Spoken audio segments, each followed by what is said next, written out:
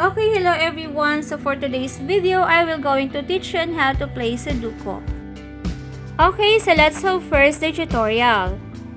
Find all squares so that each row, column, and block contains 1 through 9. Given numbers cannot be changed. No guessing is required. You can enter numbers by tapping. You can make notes by tapping. And have fun. Okay, so now let's start. Okay, so let's have first the breezy level. Okay, now let's play. Okay, so again, in this video or in this Sudoku puzzle, we have 9 rows. Okay, and we also have this column. Okay, so this is what we call columns. We also have 9 columns. And this one is what we call block. Okay, we have 9 blocks. Okay, so we have 9 blocks, 9 rows, 9 columns, and 9 blocks. Okay, now let's start. Examine the sevens. We have 1, 2, 3, 4. We have 4 sevens. Okay? The 7 in this square means sevens cannot be placed in this column. Okay, now let's examine this block. We have 1, 2, 3, 4, 8, 9. Okay, so this square is the only square left in this block that can contain a 7. So, it must contain 7.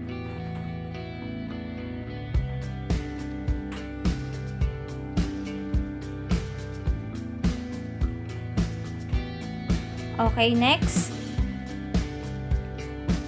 Examine the 5s. We have 1, 2, 3, 4, 5, 6, 7, 8 5s. So, we have 8 5s. So, the 5 in this square means 5s cannot be placed in this row. And now we examine this block. This square is the only square left in this block that can contain a 5. So, it must contain 5.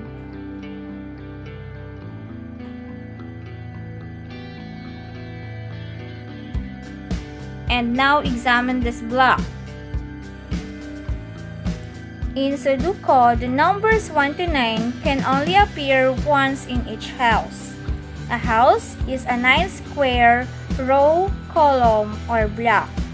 6 is the only number that has not yet been placed in this block. Therefore, this square must be 6.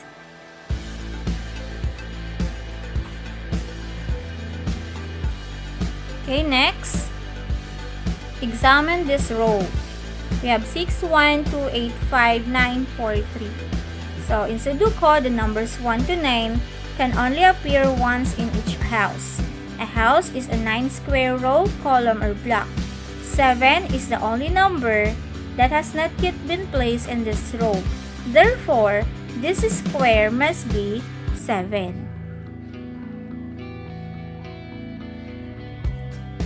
Okay, next, let's have 4.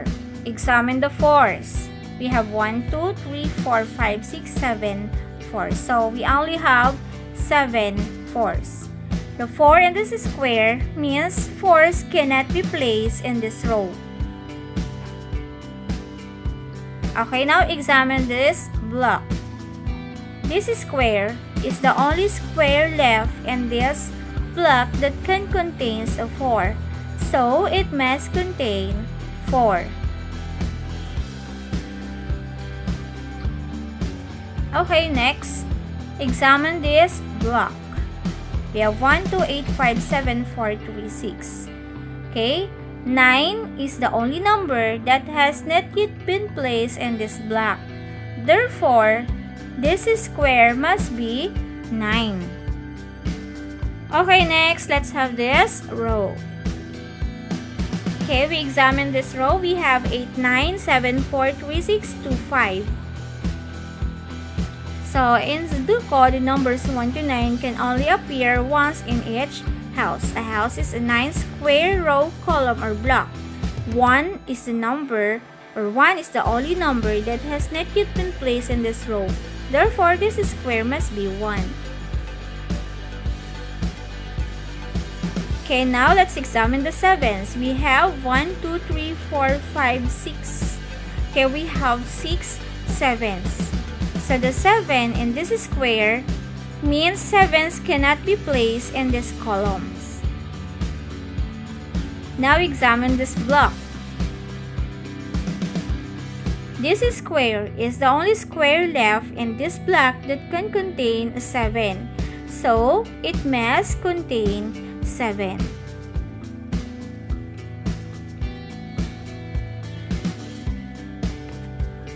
Okay, now examine this block again. We have 6, 9, 1, 4, 2, 7, 3, 5. 8 is the only number that has not yet been placed in this block. Therefore, this square must be 8.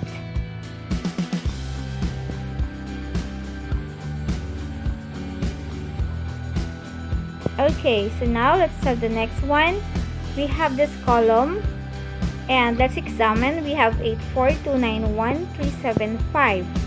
Okay, and now we have 6 is the only number that has not yet been placed in this column. Therefore, this square must be 6.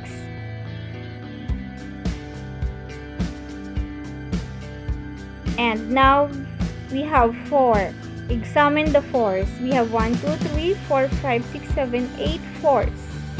So the 4 in this square means 4s cannot be placed in this row. Okay, and now examine this block.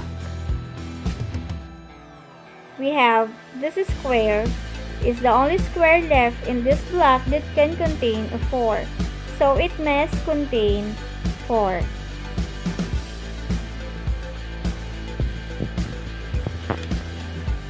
Okay, now let's have the next one. Let's examine this column. We have 3, 1, 9, 4, 5, 2, 7, 6. So 8 is the only number that has not yet been placed in this column. Therefore, this square must be 8. Okay, next, let's examine the 9s. We have 1, 2, 3, 4, 5, 6. We have 6 9s. The 9 in this square means 9s cannot be placed in this column. And now, let's examine this block. We have 3, 4, 6, 7, 5, 8, 2. So, this square is the only square left in this block that can contain a 9. So, it must be contain 9. And examine this block again. We have 3, 4, 6, 7, 5, 8, 2, 9. So 1 is the only number that has not yet been placed in this block. Therefore, this square must be 1. Okay, and then examine this row. We have 1, 2, 9, 3, 4, 5, 6, 8. And 7 is the only number that has not yet been placed in this row. Therefore, this square must be 7. And next, let's examine this column. 8 is the only number that has not yet been placed in this column. Therefore, this square must be 8. And now again, examine this column. We have 4, 2, 7, 6, 8, 9, 5, 3. And 1 is the only number that has not yet been placed in this column. Therefore, this square must be 1. Okay, next, examine this block. We have 4, 7, 1, 9, 6, 5, 8, 3. 2 is the only number that has not yet been placed in this block. Therefore, this square must be 2. And now we examine the 6. We have 1, 2, 3, 4, 5, 6, 7, 8, 6. Okay, and now we have this column. The 6 in this square means 6 cannot be placed in this column. Now examine this block. This square is the only square left in this block that can contain a 6, so it must contain 6.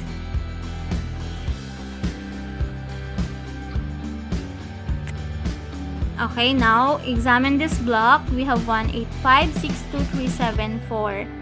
And 9 is the only number that has not yet been placed in this block.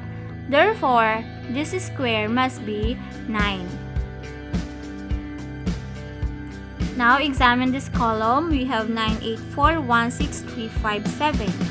And 2 is the only number that has not yet been placed in this column. Therefore, this square must be 2. Now examine this row. We have 9, 6, 5, 2, 4, 3, 8, 7. And 1 is the only number that has not yet been placed in this row. Therefore, this square must be 1. Okay, now let's have the next one. Let's examine the sevens. We have 1, 2, 3, 4, 5, 6, 7, 8. We have 8 sevens. Okay, we have this column. The 7 in this square means 7s cannot be placed in this column. Now examine this block. We have 9, 3, 1, 4, 5, 6, 8. So this square is the only square left in this block that can contain a 7. So it must contain 7.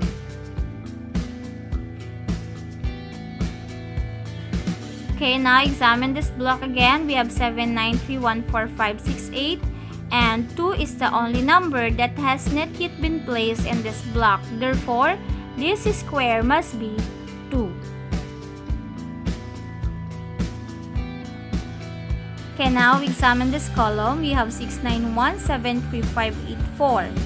And we have 2 is the only number that has not yet been placed in this column. Therefore, this square must be 2.